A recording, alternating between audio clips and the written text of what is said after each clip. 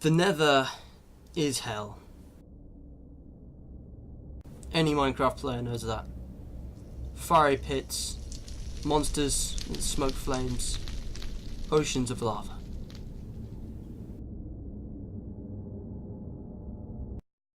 One day, Dr. Cosmo, our good friend, was travelling to this such place, in search for 3 wither skulls. It is said that collecting these 3 wither skulls would create a beast that, in theory, could be tamed.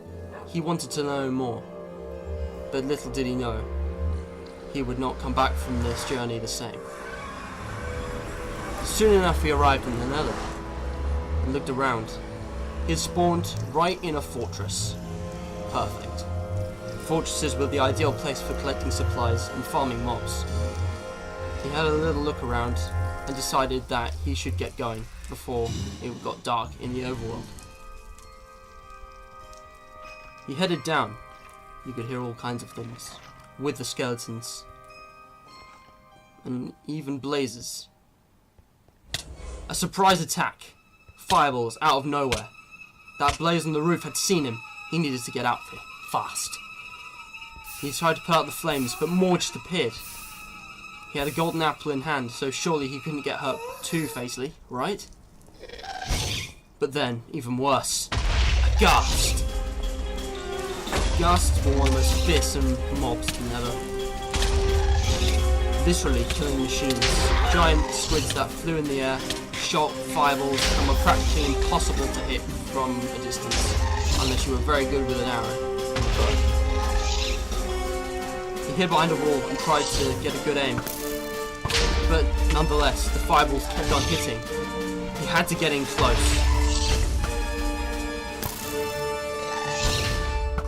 Hit after hit after hit, he deflected the fireballs, but then he fell, right on the side of the fortress. The ghast was above him now. He had to find a way out. It was close though. Could he hit it with his sword? The fireballs had got him pinned down, and now he was burning like the hell of Nether itself. A few moments, he ran around, frantic, trying to put out the fire, and accidentally hit the screenshot button. Moments later, he managed to recover himself, but he needed a way back up. The fortresses are tall buildings and didn't have stairs on the outside. They weren't exactly welcoming. After blocking up for a short while, however, he managed to get back to the top. But then, he saw it again. Another blaze had spotted him. The same one as before? It didn't matter. He had to get out of here now and get to that bottle. But he felt weak, and he fell unconscious. He should have died, but he didn't.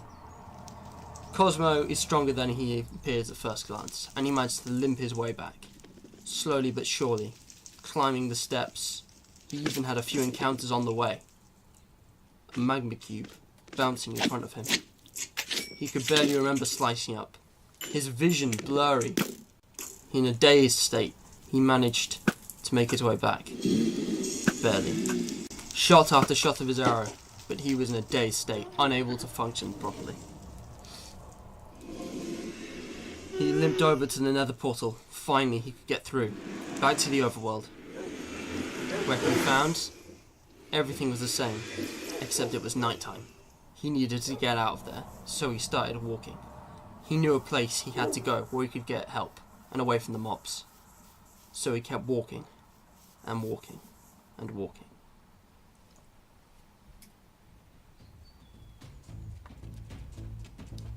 The village of Scatter at the Pillars of the Flatlands. It is a place quite far out on the edges of the overworld. An error in the Flatlands had caused these massive pillars to rise up, and the villagers had made a community over there from thousands of years ago. Dr. Cosmo, after hours of travelling and using up all the supplies he had managed to make it there, but he had nothing. No armour, no weapons, not even any more golden apples. He needed medical help before he died.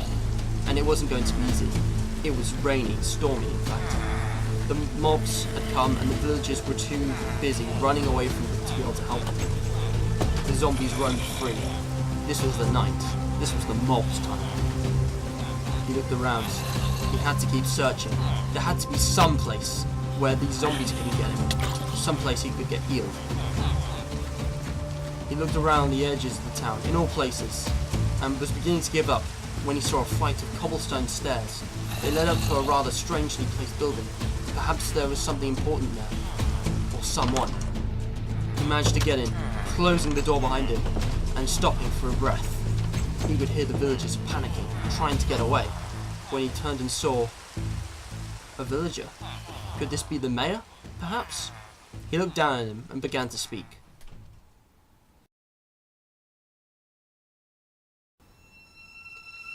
The following morning, Cosmo woke up. He felt terrible, but he had been healed. In fact, he had probably fallen unconscious last night. And what was this? There was an object on the floor. He picked it up and held it in his hand. Small, glowing, it was a golden apple. Not just a golden apple, an enchanted one. A notch apple. This kind of food could heal probably everything that he had wrong with him. So, he decided to consume the apple. After all, notch apples are powerful things. And after one moment, he could feel it. Regeneration, power, strength, it all came flooding back into him. His body felt healed, the cuts sewn up as if by an invisible hand in a moment. He dashed away down the stairs with newfound strength and waded his way into the village, staring zombies right in the eye. They couldn't hurt him. He even managed to fight a few with his own bare hands. He could see a villager needed some help and decided to give him a piece of his own mind. Cosmo couldn't believe it. He had arrived just in time and he wanted to thank the doctor, whoever had healed him, for their job. He would see the mayor later. Hello everyone, welcome back to Cosmo's Universe. My name is Matt and today I have brought you a little update video. So this is different from my Minecraft videos because I created a little story to explain what's been going on. See this grass here? What do you think of it? Looks nice, doesn't it? All the textures are the same on both sides, so it doesn't look, silly. More realistic. And Dodge Cosmo, after being healed, got himself a new bit of attire. That's right guys, new skin. I designed it myself, but let me show you some more stuff. If we set the time to night and head down these steps right here, we've got another thing that I've added. You see this torch I'm holding? No, I'm not. And now I am. No, I'm not. And now I am. Dynamic lighting allows you to emit light from objects you are holding that normally emit light when placed, such as torches and glowstone. Now, if we get into a boat, you can also see, if you look through the water, it is actually more transparent. You can see to the bottom more clearly, which isn't normally in vanilla Minecraft, but it's a nice, subtle little feature.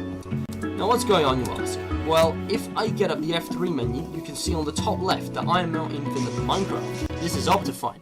It's basically a sort of plugin rather than a mod, which allows you to improve the way everything looks and runs.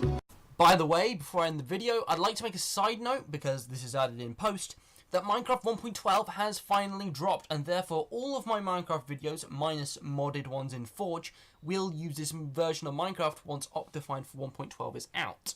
However, there may be an exception to this if you guys would like to see a vanilla 1.12 video devoted simply to introducing Minecraft 1.12 and all the changes that have come from the World of Color update.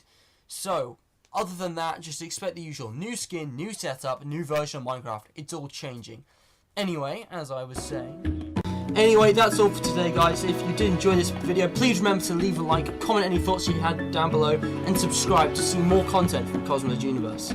I'll be using this new Optifine and new skin arrangement for all my Minecraft videos from now on. So, until the next time, bye-bye.